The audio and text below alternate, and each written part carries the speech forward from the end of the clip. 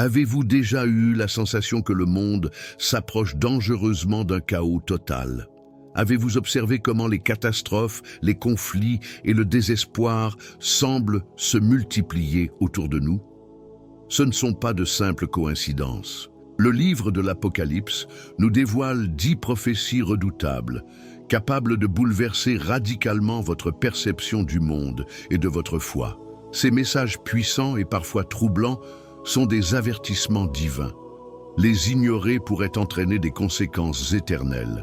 Cependant, n'ayez pas peur, car la foi en Jésus-Christ est la clé pour décrypter et surmonter ces défis. Aujourd'hui, nous allons explorer ensemble ces prophéties, une à une. Chacune d'elles renferme un enseignement vital pour fortifier votre foi et vous préparer aux temps difficiles à venir. Mais attention, ces révélations sont si profondes que vous ne voudrez manquer aucune seconde de ce message. À la fin de ce voyage spirituel, vous comprendrez à quel point la Bible est une boussole essentielle pour guider nos vies, même dans les moments les plus sombres. Avant de commencer, permettez-moi de partager un point crucial. Saviez-vous que plus de 70% des personnes qui regardent nos vidéos ne sont pas encore abonnées à cette chaîne? Ne faites pas partie de cette statistique. Abonnez-vous dès maintenant pour ne manquer aucune révélation susceptible de transformer votre vie spirituelle. Activez la cloche pour être averti de chaque nouvelle publication et préparez-vous, car ce que vous allez découvrir aujourd'hui pourrait bien changer à jamais votre perspective. Êtes-vous prêt à plonger dans ces vérités profondes et à explorer ensemble les messages du livre de l'Apocalypse? Les 4 cavaliers, figures emblématiques du livre de l'Apocalypse, incarnent des forces puissantes et terrifiantes. La conquête, la guerre, la famine et la mort. Imaginez un instant ces cavaliers parcourant la terre, semant destruction et désolation à chaque passage. Leur arrivée symbolise des jugements divins qui rappellent à l'humanité la fragilité de son existence sans la foi en Dieu. Comme il est écrit dans Apocalypse 6, 1, 8, ces cavaliers ne sont pas présents pour nous effrayer gratuitement, mais pour éveiller notre conscience face à nos choix spirituels. Leur message est clair, une vie sans Jésus-Christ risque de sombrer rapidement dans le chaos. Le premier cavalier, symbolisant la conquête, représente une quête insatiable de pouvoir, souvent au détriment de l'harmonie divine. Il illustre comment l'ambition humaine peut éclipser les enseignements de la foi, nous entraînant dans un tourbillon de désordre. Le deuxième cavalier, la guerre, montre que lorsque l'homme s'éloigne des principes bibliques, il engendre des conflits incessants. Pourtant, la prière devient alors notre arme la plus puissante, nous rappelant que seule une foi inébranlable peut ramener une paix véritable. La famine, symbolisée par le troisième cavalier, met en lumière nos priorités souvent mal orientées. Trop souvent, l'humanité nourrit ses ambitions matérielles tout en négligeant sa fin spirituelle. Jésus-Christ lui-même nous a enseigné dans Matthieu 4,4 que l'homme ne vivra pas de pain seulement, mais de toute parole qui sort de la bouche de Dieu. Ainsi, face à la famine, il est essentiel de nourrir notre âme par la méditation et l'étude des Écritures. Enfin, le quatrième cavalier, la mort, nous rappelle l'éphémérité de la vie terrestre. Cependant, pour ceux qui placent leur foi en Christ, la mort n'est pas une fin, mais une transition vers la promesse de la vie éternelle. Comme l'a écrit Paul dans Philippiens 1,21, « Vivre, c'est Christ, et mourir est un gain ».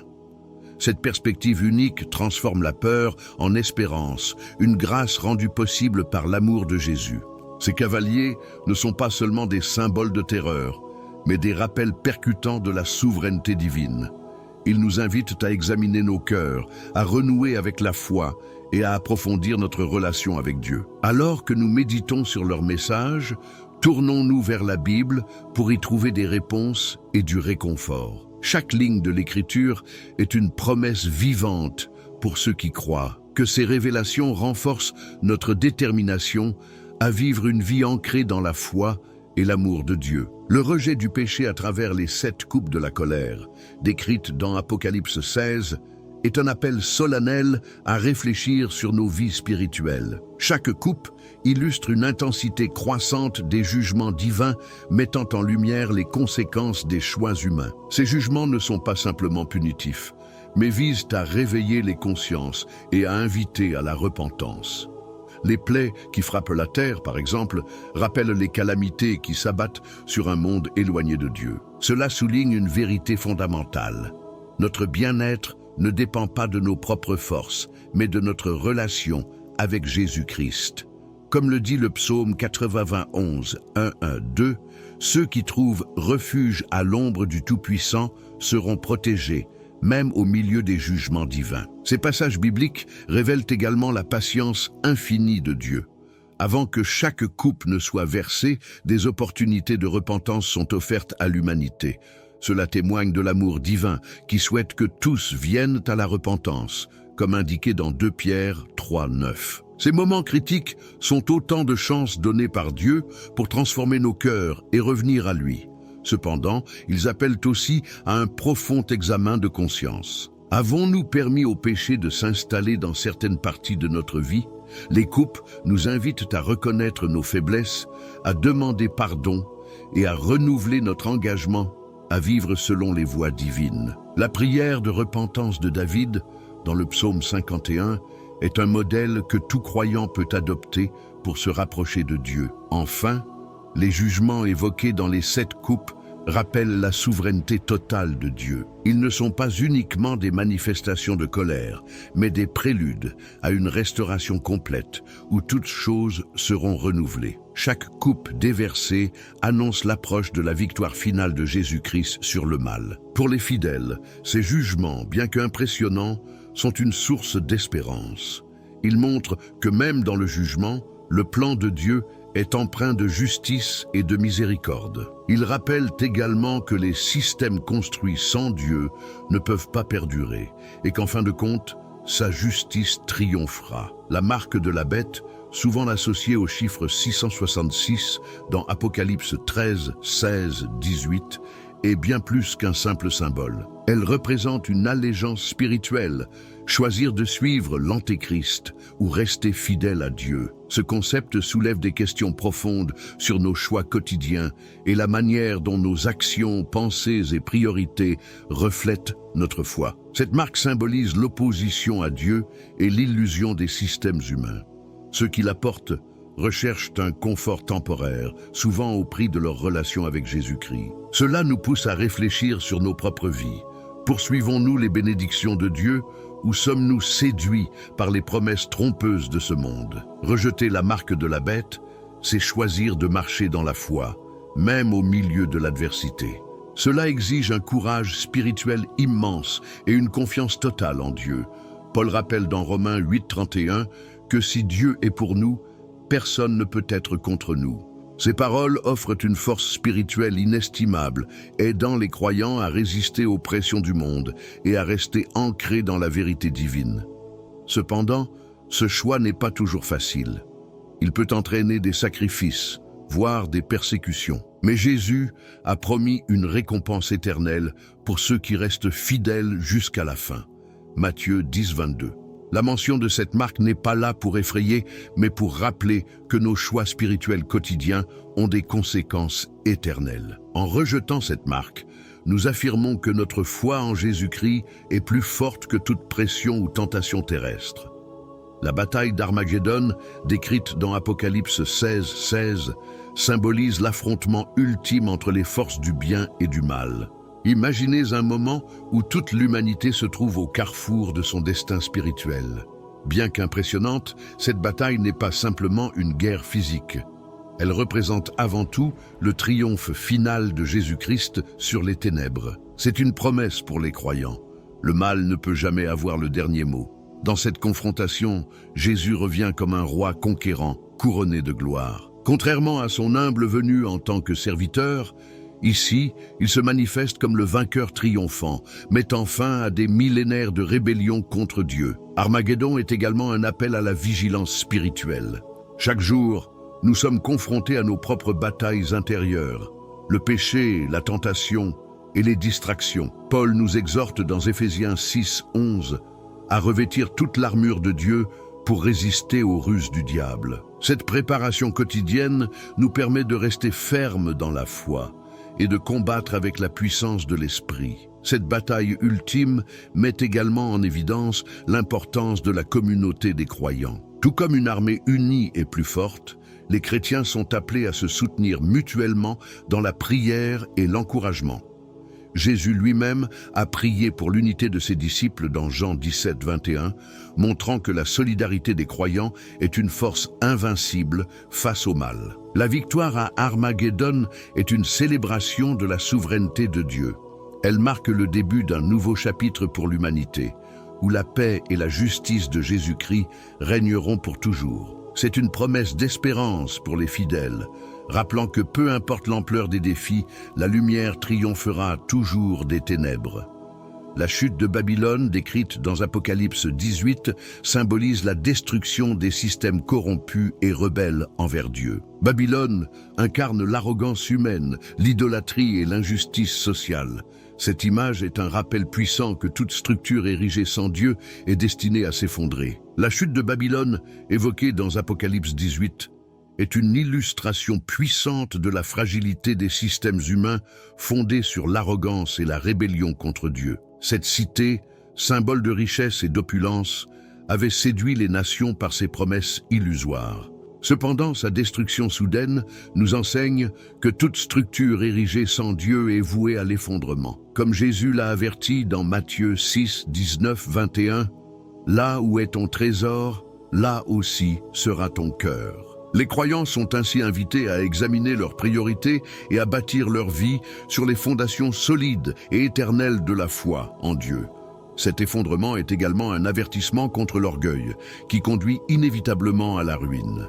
Babylone pensait pouvoir défier l'autorité divine, mais sa chute montre que nul ne peut échapper au jugement de Dieu. Proverbe 16, 18 déclare « L'orgueil précède la ruine, et un esprit hautain précède la chute. » Et ce passage nous rappelle que l'humilité est essentielle pour marcher avec Dieu et éviter les pièges du péché.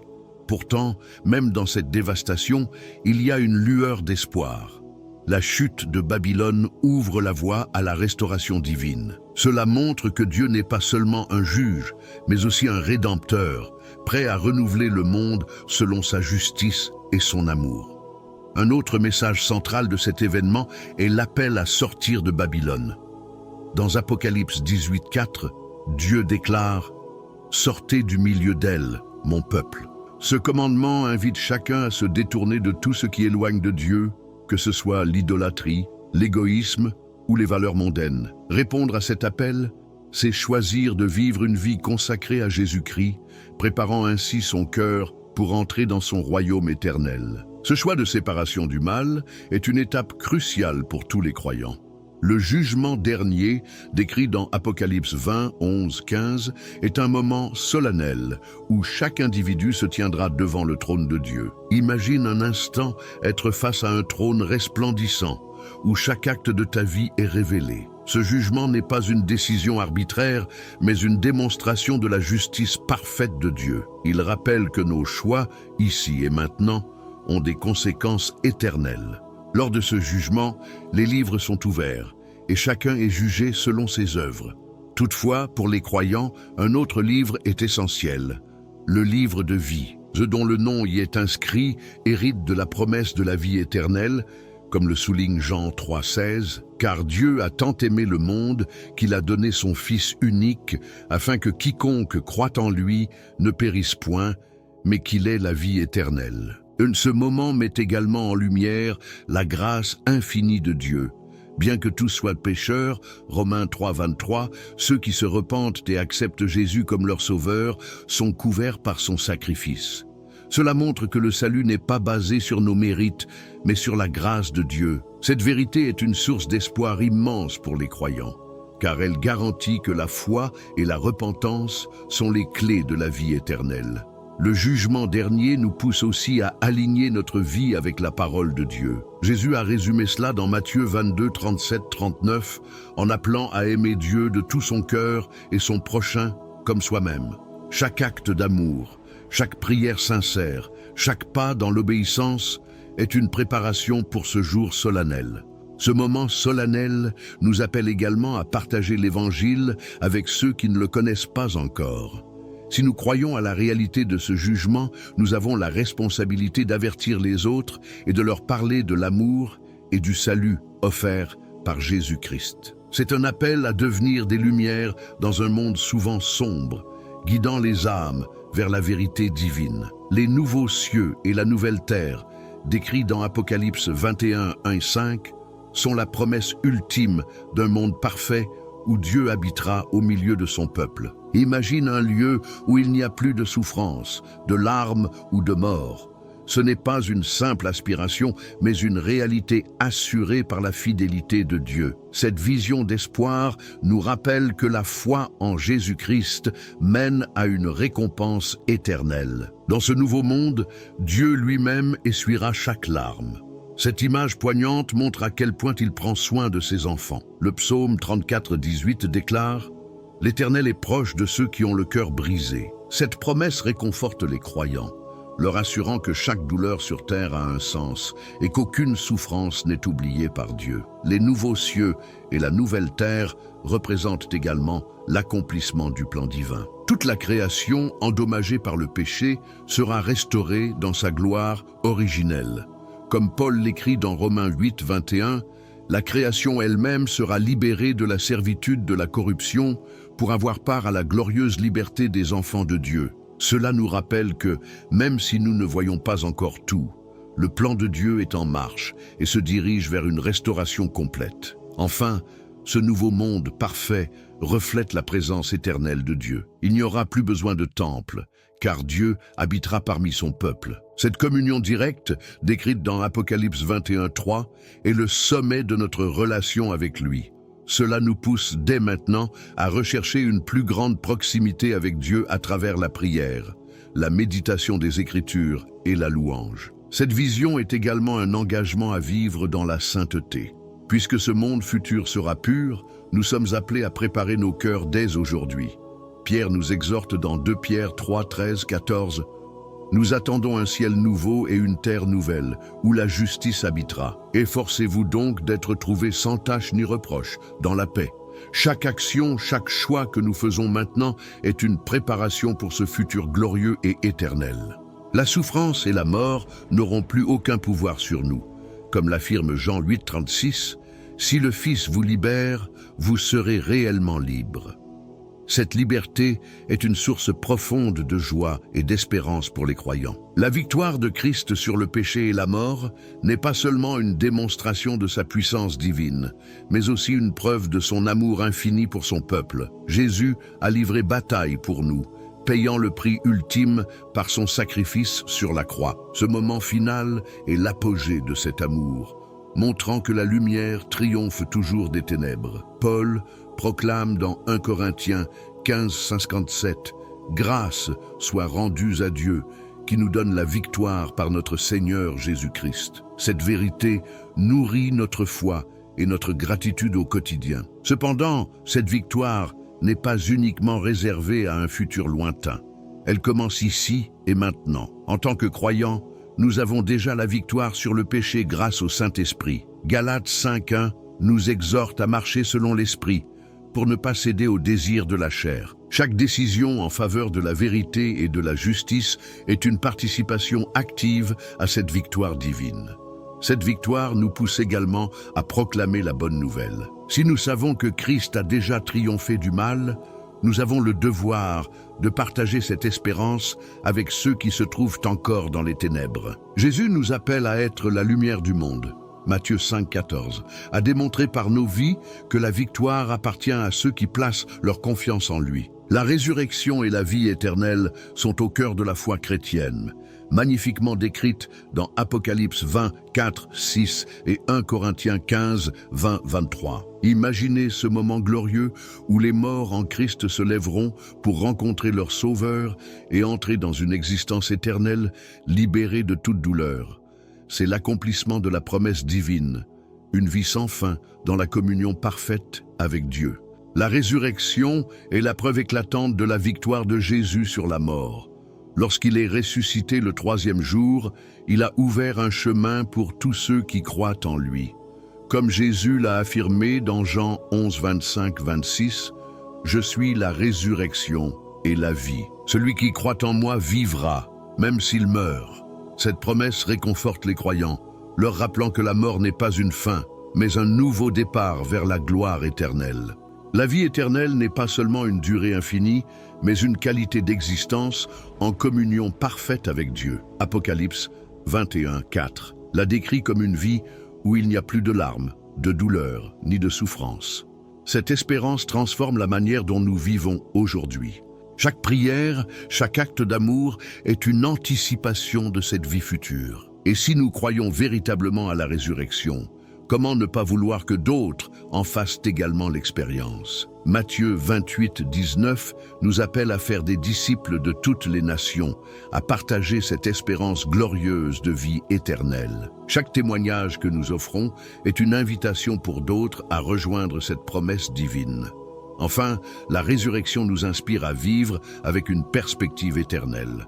Nos souffrances actuelles, bien qu'intenses, ne sont rien comparées à la gloire à venir. Romains 8:18. En gardant nos regards fixés sur Jésus, nous avançons avec foi, sachant que la récompense éternelle nous attend.